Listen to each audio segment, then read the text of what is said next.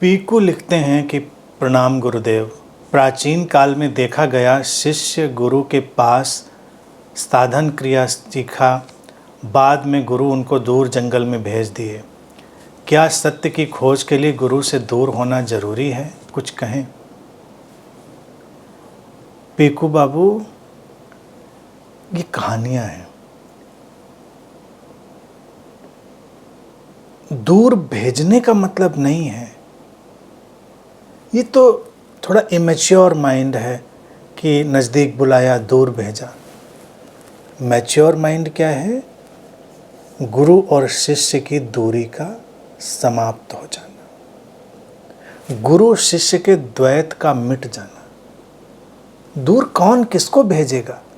अगर गुरु दूर भेज रहा है तो गुरु भी अभी अज्ञान में घिरा हुआ है, क्योंकि वो अपने को ऐसी सत्ता मान रहा है कि जो अलग है, जो उससे कहीं दूर, न दूरी न नज़दीकी। जैसे ईशावास्य के इसी सूत्र में पहले एक बात आई ना, जिस पर हम लोग आजकल चर्चा कर रहे हैं, वो निकट से निकट, दूर से दूर है।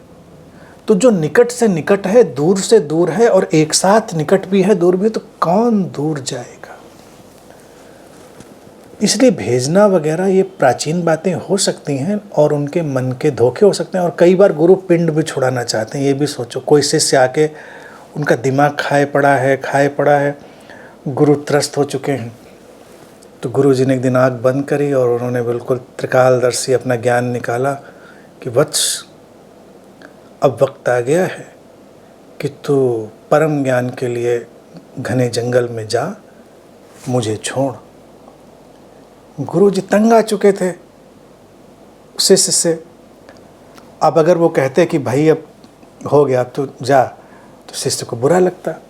तो गुरु जी ने कहा कि अब मैं जो सिखा सकता था तुझको सिखा चुका, अब परम ज्ञान के लिए तुझे किसी हिमालय की कंदरा में, किसी घने जंगल में जाना है। भेज दिया शिष्य को। तो ये गुरु का जो क्लेवर माइंड है वो भी काम करता था पहले। और पहले सोशल मीडिया वगैरह था नहीं, इंटरनेट था नहीं, लोगों के मिलने जुलने के इतने साधन नहीं थे, तो शिष्य बिल्कुल गुरु के माथे पे चढ़ के ही बैठता था। आश्रमों में इसीलिए सब उपद्रव होता है। कोई आश्रम उपद्रव से रहित हो नहीं सकता, यकीन मानो पीकू। आश्रम बने, सब साथ में रहने लगे, या तो प्रेम इतना प्रगाढ़ गहन हो जिसकी गुंजाइश कम होती है, rare of the rarest cases होते हैं, तो कुछ दिनों में सब पॉलिटिक्स, उपद्रव, पंगे, मैनिपुलेशन, एक्सप्लॉयटेशन सब शुरू हो जाता है। तो गुरुओं को फिर कई काम निकालने पड़ते हैं, या तो प्रोजेक्ट निकालने पड़ते हैं आश्रम से। आधुनिक टाइम में क्या करें? आधुनिक टाइम में सत्य की खोज की ज़्यादा बात करें तो शिष्य तो सभी ईशावास्य सुन के, हमारे अनंत श्री की पूरी सीरीज सुन ली उन्होंने, तो ज्ञानी हो चुके हैं। वो कह रहे क्या निकट क्या दूर, कौन कहाँ जाता गुरुजी, सब तो यहीं पर है। तो फिर गुरु प्रोजेक्ट निकालते हैं कि इस प्रोजेक्ट पर काम करना है, इसलिए तो इस प्रोजेक्ट में लग जा।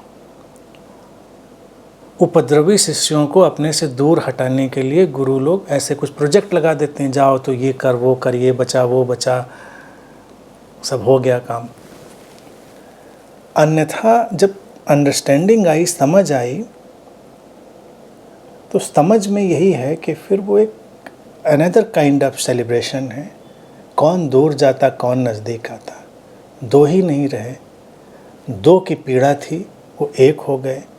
और ये लास्ट बॉन्डेज है, जब, जिसको कृष्णमूर्ति भी कहते हैं बार बार, ऑब्जर्वर इज़ द ऑब्जर्व्ड। जो दृष्टा दृश्य में खो जाए, जब शिष्य गुरु में खो जाए या गुरु शिष्य में खो जाए, व्हाटएवर वे, जिस तरह से भी उसको देखें, तभी ये स्वर्णिम पात्र, स्वर्णिम ढक्कन, सोने का पर्दा हट जाता है। तो जो फिर सहज होता है वो होता है। जंगल जाना सहज है तो जंगल जाया जाता है, नहीं जाना सहज है तो नहीं जाया जाता है।